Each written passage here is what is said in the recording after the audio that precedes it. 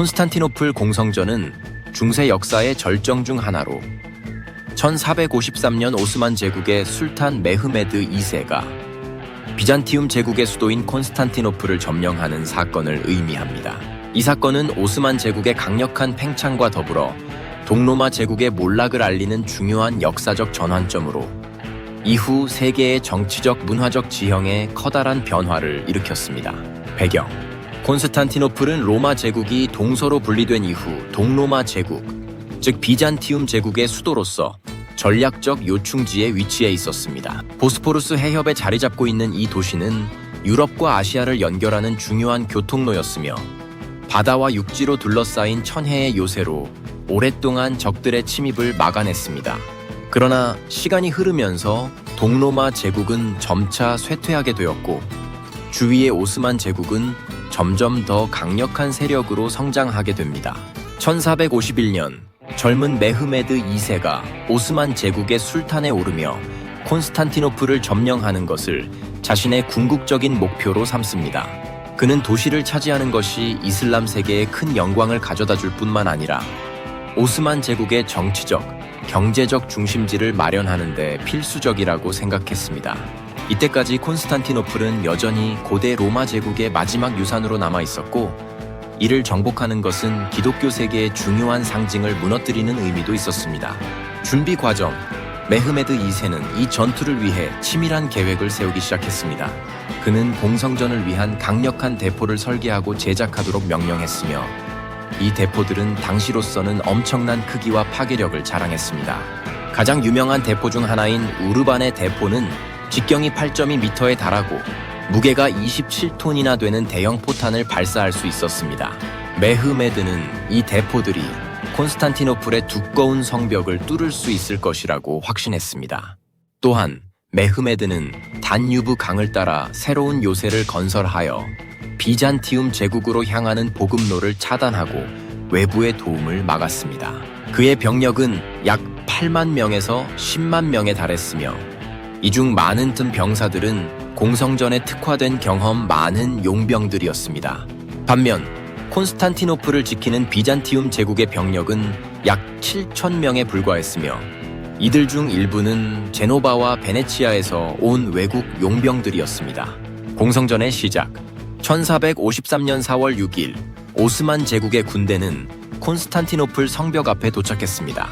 도시를 둘러싼 삼중 성벽은 비잔티움의 가장 강력한 방어 수단이었지만 메흐메드는 이 방어를 뚫고 도시를 점령할 수 있다는 자신감을 가지고 있었습니다.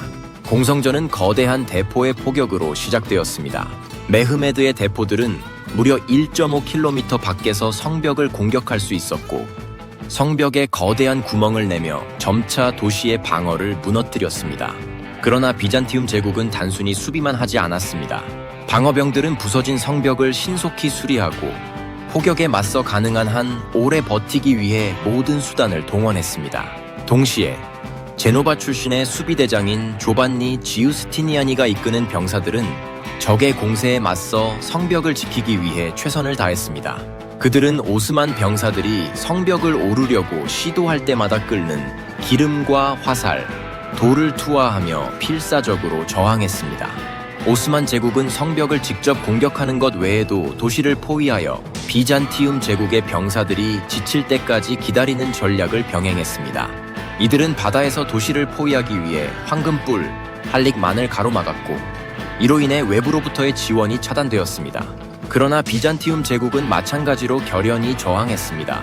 그들은 바다에 쇠사슬을 늘어놓아 오스만 제국의 함대가 쉽게 접근하지 못하게 했고 외부의 도움을 기다리며 가능한 한 시간을 끌려고 했습니다. 최후의 돌격. 그러나 시간이 지나면서 비잔티움 제국의 저항은 점차 약해졌습니다. 대포의 지속적인 포격으로 성벽은 점점 더 약화되었고 방어병들은 지치기 시작했습니다. 1453년 5월 말 메흐메드 2세는 최후의 공격을 명령했습니다. 이 공격은 새벽녘에 시작되었고 오스만 제국의 모든 병력들이 성벽을 향해 돌격했습니다. 지우스티니아니와 그의 병사들은 마지막까지 저항했지만 결국 치명적인 부상을 입고 후퇴할 수밖에 없었습니다.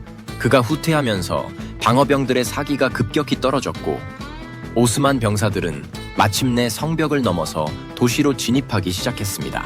비잔티움의 황제 콘스탄티노스 11세는 최후의 순간까지 병사들과 함께 싸우다 전사했으며 그의 죽음과 함께 비잔티움 제국은 역사의 무대에서 사라지게 되었습니다. 결과와 영향. 콘스탄티노플이 함락된 후 메흐메드 2세는 이 도시를 오스만 제국의 새로운 수도로 선포하고 성 소피아 대성당을 모스크로 개조했습니다. 이 사건은 오스만 제국이 중동, 북아프리카, 동유럽을 아우르는 대제국으로 발전하는 계기가 되었으며 이슬람 세계에서의 위상이 더욱 높아졌습니다.